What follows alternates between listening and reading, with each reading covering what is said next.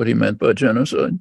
So the word has been, again, vulgarized, politicized, become virtually unusable. You're a specialist on Indonesia, right?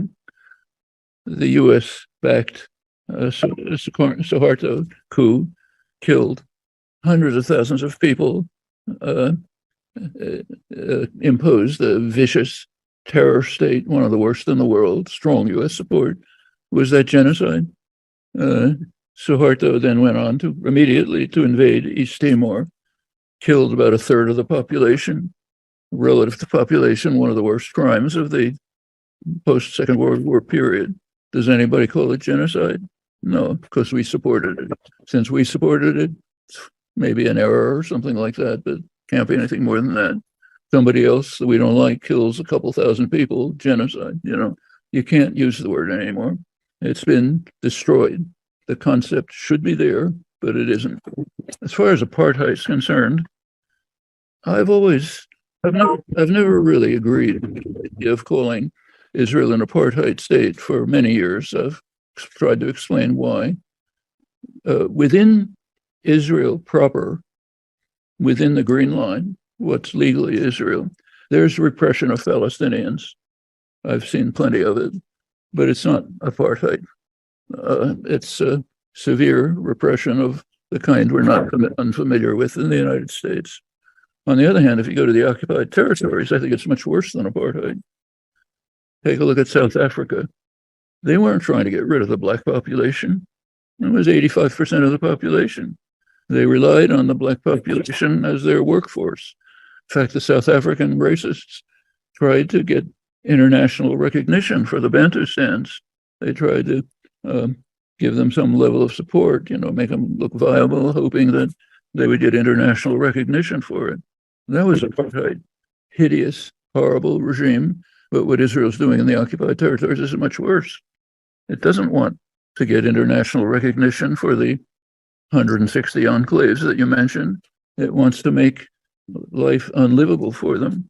Jordan Valley, it's about a third of the arable land in the West Bank, had a couple 100,000 Palestinians, mostly gone, driven out in one way or another, all sorts of techniques.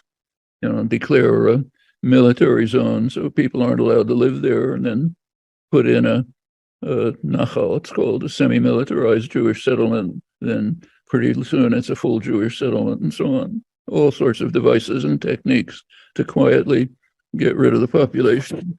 The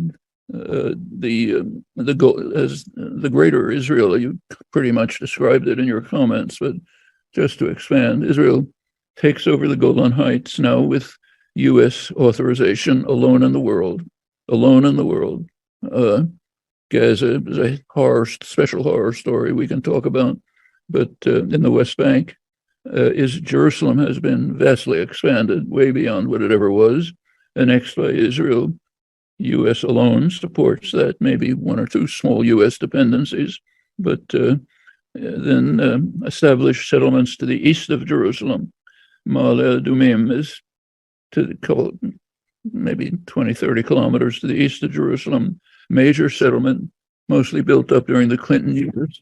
It basically bisects the habitable part of the West Bank. There's a road between Jerusalem. There's a corridor called E1 between Jerusalem and Ma'ale Adumim, which Israel wants to develop and build and is slowly doing over international objection. To the north, settlements like Ariel, Kadumim, deep inside the West Bank, again, integrated into Israel. They cut up the region into other subdivisions. I don't know if you visited the West Bank, but if you do, if you drive on one of the what are called Palestinian roads, say as I've done, from Jerusalem to Ramallah, you practically, if it's raining, you can fall into the wadi next to it. It takes you an hour for a 10-minute drive if you happen to make it. If you go on one of the Jewish roads, a superhighway, you're there in 10 minutes. There's a integrated development, infrastructure development throughout the West Bank, integrating the settlements into Israel. Most of the people who live in the West Bank, say Ma'ale Adumim, go there because for the same reason that people go to nice suburbs in the United States, except there it's subsidized. You can get a subsidized villa in a nice suburban area.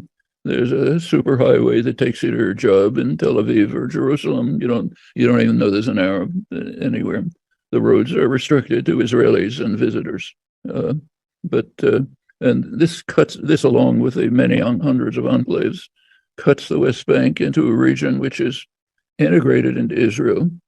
Long run will be annexed to Israel if the U.S. permits it, supports it, and leaves the Palestinians hanging on a vine, surrounded by plenty of violence. There's the settler youth, as they're called, mostly religious. Many from the United States are very violent and brutal. They're supported by the army.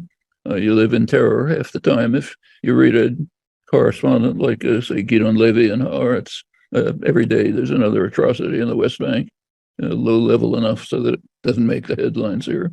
But that's life. The idea is somehow get rid of them.